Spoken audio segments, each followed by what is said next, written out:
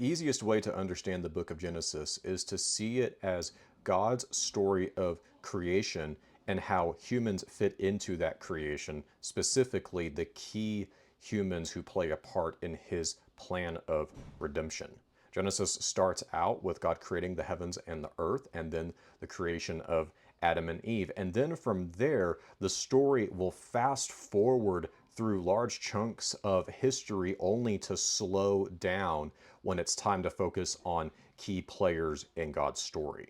After Adam and Eve, you have the story of Noah and his descendants that come after the flood. This includes the story of the Tower of Babel, which is one of the most well-known stories in all of Genesis. After Noah, the next big person that Genesis focuses on is a guy named Terah. And Terah is the father of Abraham, who is one of the most important religious figures in the entire world.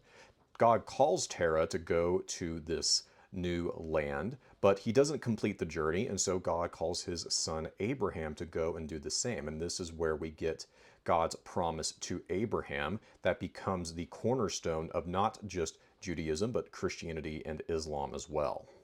A major part of Abraham's story is the birth of his son Isaac and how God calls Abraham to sacrifice Isaac as a test to see if Abraham will believe the Lord's promises. Isaac is one of the most important hinge individuals between the story of Abraham and the story of Jacob, who becomes the father of the 12 tribes of Israel. And the story of Isaac's descendants is crazy. It's the story of Jacob, who is later renamed Israel, and Esau, who both fight with each other for their entire lives. The story of Jacob is one of the most gripping stories in all of the Old Testament because it's a story about a man who doesn't deserve forgiveness and doesn't deserve grace, but God choosing to show forgiveness and grace so that his purposes can be accomplished through him.